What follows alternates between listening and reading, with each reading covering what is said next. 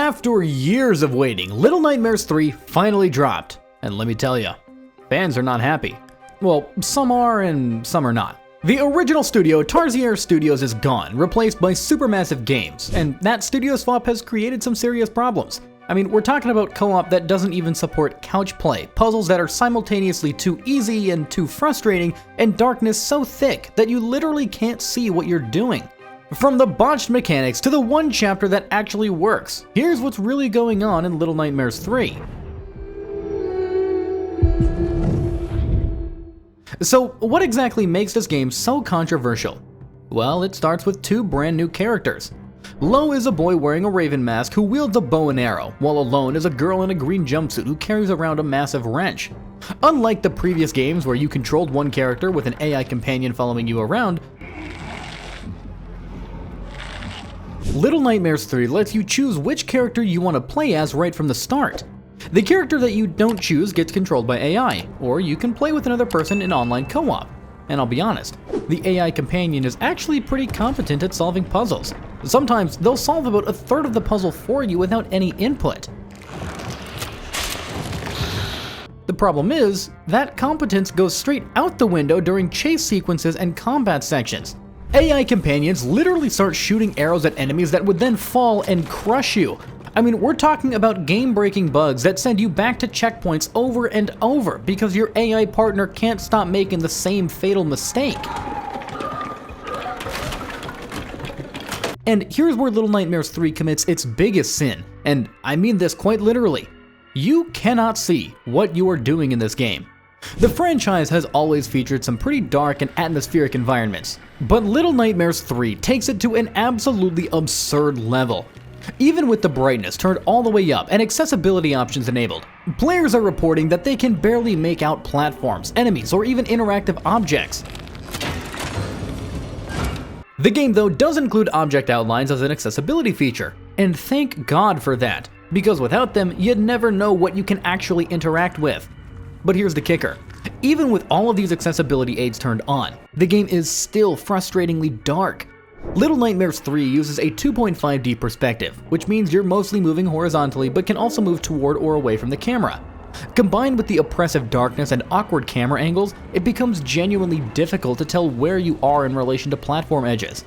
This leads to constant death from falling off ledges that you couldn't even see in the first place. Around the midpoint of the game, though, you do get a flashlight that's supposed to help with visibility, but it's near useless. And here's the worst part.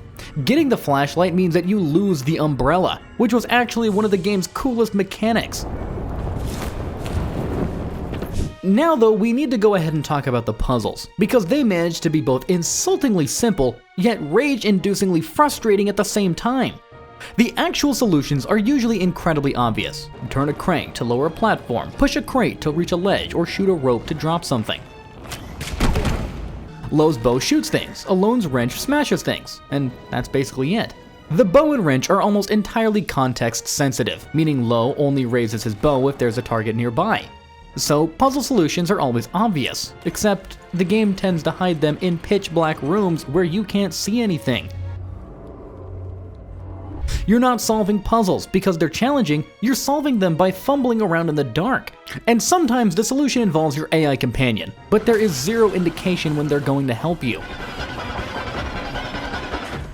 Little Nightmare 3's biggest new feature, though, is co-op, and Supermassive managed to implement it in the most disappointing way possible. You got detention. You screwed up. First off, there's no couch co-op, which is absolutely baffling for a game like this. It's online only, so if you want to play with your spouse or your kids, you need 2 copies and 2 separate systems. Now, there is a friend pass system that does let a second player join without buying the game, which is pretty cool, but co-op isn't drop in, drop out. If you start in co-op and your friend quits, you have to restart the entire game from scratch in order to switch over to solo play. And even playing through it in co-op doesn't actually improve the experience all that much. The puzzles don't require meaningful cooperation, they're just the same puzzles with a real person instead of AI. These co-op problems are especially frustrating because they affect your experience across the entire campaign, which brings us to the game's structure. Little Nightmares 3's story is split across only 4 chapters, which is shorter than the 5 chapters in each of the previous games. And apparently there are 2 chapters coming later as paid DLC, which feels kinda cheap when the base game is already shorter than its predecessor. The 4 chapters that we get are the Necropolis, a desert city with a giant creepy baby doll, the candy factory with grotesque workers and a Spider-Woman supervisor, the Carnival on a wooden airship, and the Institute, which is basically a generic horror hospital. Now, here's the interesting part. Basically, everyone agrees that the Carnival chapter is where the game finally clicks. It's described as vibrant, colorful, and genuinely creepy in ways that the other chapters just aren't. You're sneaking past disgusting carnival patrons, finding wooden puppet enemies, and experiencing moments that actually feel scary instead of just annoying. But here's the problem. 1 good chapter out of 4 isn't exactly a winning ratio. The Necropolis features that giant baby doll called Monster Baby, who can turn you to stone with her eye, but overcoming her is described as painfully straightforward.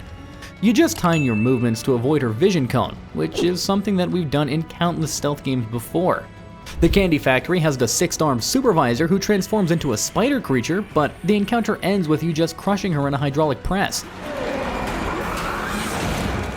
And the Institute is just straight up generic, featuring the same tired horror hospital imagery that we've seen in dozens of other games. While some chapters do shine more than others, they all share one consistently frustrating element. Little Nightmares 3 alternates between slow stealth and urgent chase sequences, and the chase sequences, they get legitimately frustrating.